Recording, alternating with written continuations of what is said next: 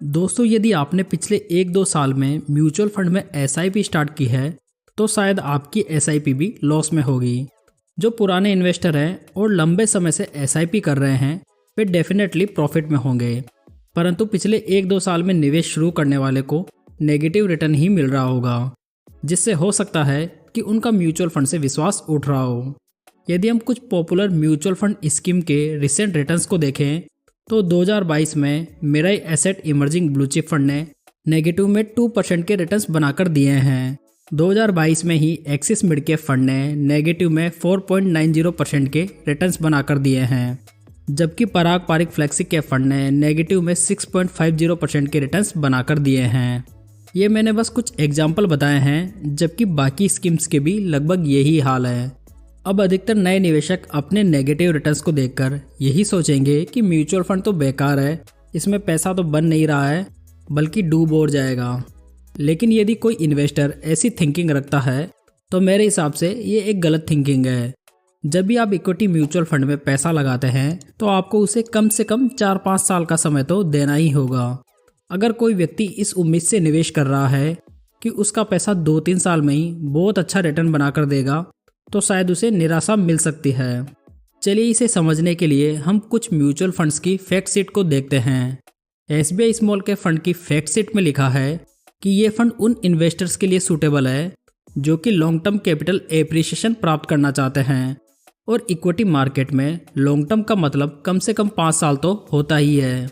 वहीं अगर हम पराग पारिक फ्लेक्सी कैप फंड की फैक्ट शीट को देखें तो इसमें भी साफ लिखा है कि ये स्कीम उन इन्वेस्टर्स के लिए सूटेबल है जो कि मिनिमम 5 ईयर्स के लिए इन्वेस्टेड रह सकें।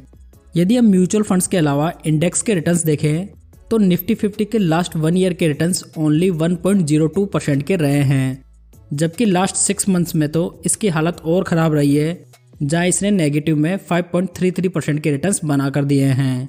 जबकि सेंसेक्स ने भी लास्ट 1 ईयर में ओनली 2.50% के रिटर्न्स बनाए हैं, जबकि लास्ट 6 मंथ में इसके रिटर्न्स नेगेटिव में 4.05% के रहे हैं।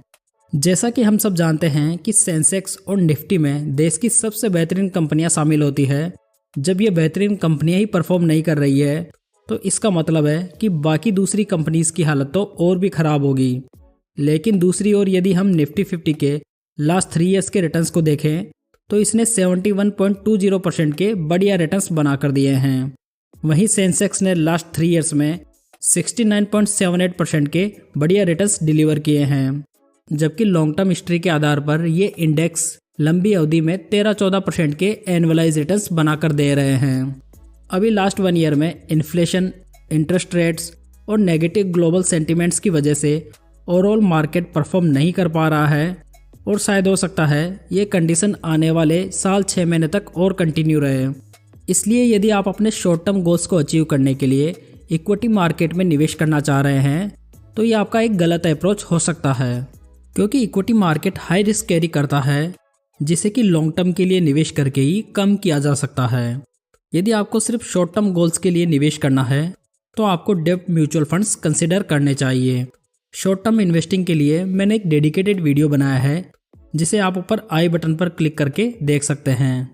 तो दोस्तों, यदि आपने 1-2 साल पहले ही अपनी एसआईपी स्टार्ट की है और वो अभी नेगेटिव रिटर्न्स दे रही है तो इसमें बिल्कुल भी घबराने की आवश्यकता नहीं है। आने वाले 3-4 साल में आपके सब रिटर्न्स की भरपाई हो जाएगी।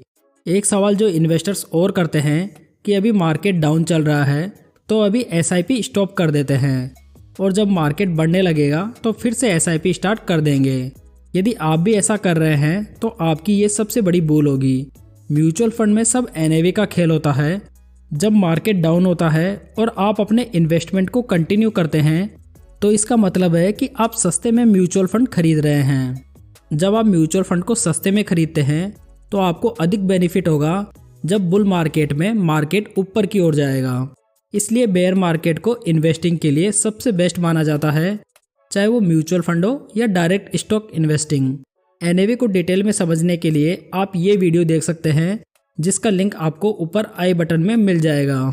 कंक्लूजन में मैं यही कहना चाहूँगा दोस्तों कि आप अपनी एसआईपी को कंटिन्यू रख सकते हैं। आप अकेले नहीं हैं जो अभी के समय लॉस में है। लगभग सभी नए इन्वेस्टर्स का यही हाल है। इक्विटी मार्केट में पैसेंस सबसे इम्पोर्टेंट है, जिसका फल आपको लॉन्ग टर्म में ज़रूर मिलेगा। तो उम्मीद करता हूँ दोस्तों कि आपके सभी डाउट्स क्लियर हो गए होंगे। वीडियो पसंद आया हो तो इसे लाइक, कमेंट और शेयर जरूर करें।